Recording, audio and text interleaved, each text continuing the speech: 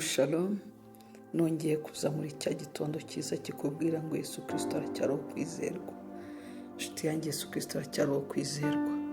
Naje kuvugana nawe ubyutse muri iki gitondo, ndavugana nawe waraye utazi igikurikiyeho, nje kukubwira ngo Yesu Kristo aracyariho kwizerwa.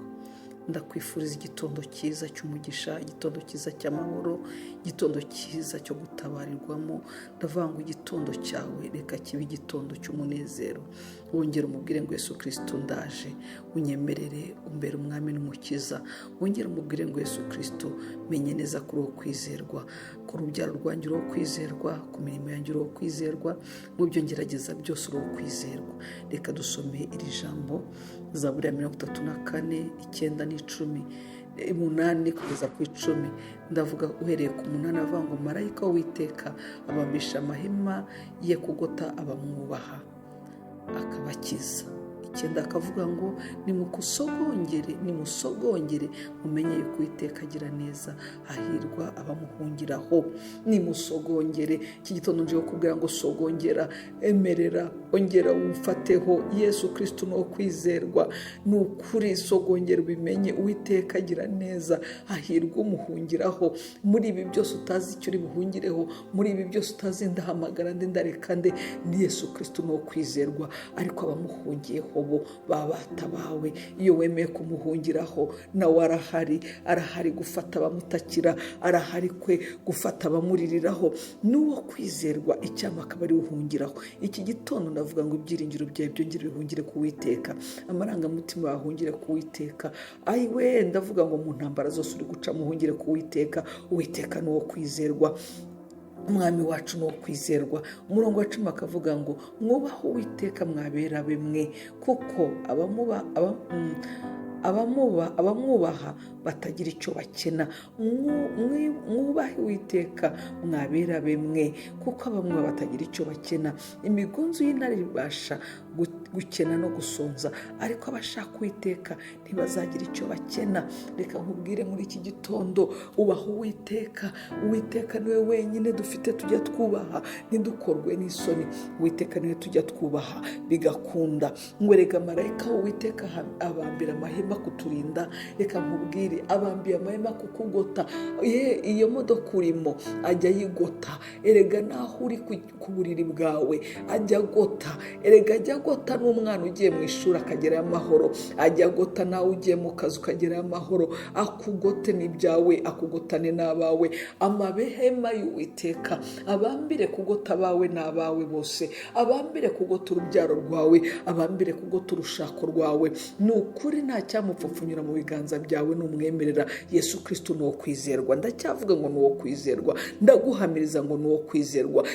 Icyamukamushikamiza umutima, icyamukiringira muri iki gitondo. Ubu byutse hari amajwi menshi akubwira ngo ntibikunda, akwibutsa ibyananiranye, akwibutsa ibyo umaranye iminsi bidashoboka, akwibutsa ibyo wagiye ugerageza byose byanze. Ayo majwi yose yabwira ngo Yesu Kristo aracyari uwo kwizerwa. Ni ukuri ndaguhamiriza ngo nuwo kwizerwa. Nshuti yanjye nuwo kwizerwa. Yesu Kristo numureke nuwo kwizerwa. Erega uwo mwami nuwo kwizerwa. Erega uwo mwami iyo tumufite, reka nkubwire ngo abambira amahema kuturinda. Niwe urinda. Erega niwe warinda urugo rwawe warusize. Erega niwe warinda urubyaro rwawe udahari. Erega niwe wakurinda ugiye muri misiyo ukagaruka amahoro masa. Erega niwe wakurinda uri mu modoka n'ubwo uzi kwitwaye, ariko iyo atari kumwe nawe ntiwagerayo.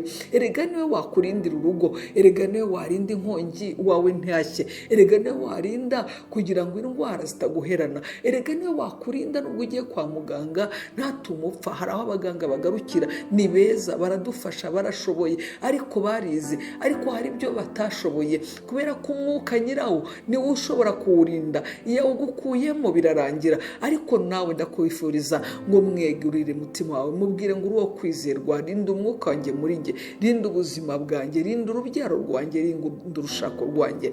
Uwo kwizerwa aracyari umwe. Reka nkubwire, Yesu Kristo ni uwo kwizerwa. Unyemerere ubwire umwami Yesu ngo ndiwe niringiye. Nyemerera ubamba amahema kundinda no kundindana n'abanjye. Nyemerera undinde kandi ungotane n'abanjye. Nyemerera urinde ibyanjye, ibyo nafiteho kontrol ubirinde. Nyemerera undinde. Muri we harimo asiranse intavuguruzwa, muri we harimo asiranse itanyeganyezwa. Niwe wenyine, niwe twabonye, niwe twizeye. Erega wibuke n'ahandi kwe hagukuye, erega wibuke ko na bya bindi yabikoze, erega wongere wibuke ko n'ahandi mwahagendanye, erega wibuke n'ahandi utabwiye abantu ariko niwe wabikoze burya, erega na cyagiye wabonye umuntu waserutse niwe wamwohereje. Yesu Kristo ni ukwizerwa. Icyama ukamushikamiza mu mutima, icyama ukamwizera. Reka ngusengere muri iki gitondo.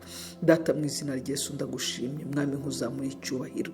Ndakwereka abana bawe abitiriwe izina ryawe, ndakwereka abana bawe abagukunze, ndakwereka n'uyu nguyu wibwiraga ngo ese nahungira he. Reka kwiyegurire. Ndavuga ngo ukwemereye wese umufate, umukomeze, ubarinde baba amahoro masa, barindane n'ababo, ubarindane n'ibyabo, ubarinde mu majya no mu maza, ubarinde basohoka amago yabo, ubarinde bajya mu mirimo itandukanye, ubabere imbaraga, ubabere inkomezi. Uyu munsi ubahire mwami.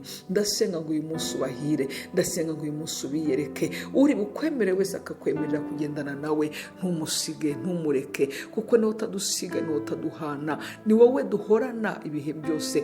Bana nabo aho bari bunyure hose, ubane nabo, ubasore mu mago yabo kandi ubagarure mu mago yabo bari amahoro.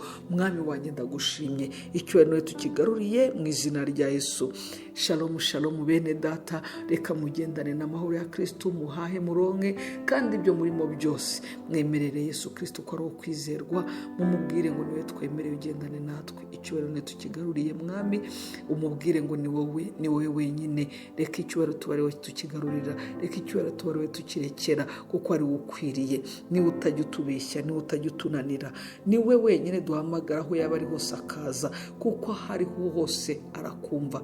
Naho uri muri dushe witegura arakumva, naho uri mu wambara arakumva, aho uri kunywa icyayi ugiye kugenda utazawukomereje arakubona, aho uri mu modoka yibaza ngo mbanze hengeye ndekeye arabibona. Erega n'abo bana bawe nibo bajyana akabagarura, mwishikamizeho, ongera umubwire ngo ndacyakwiringiye. Shalom shalom, umunsi mwiza, Imana ibaha umugisha. Amen.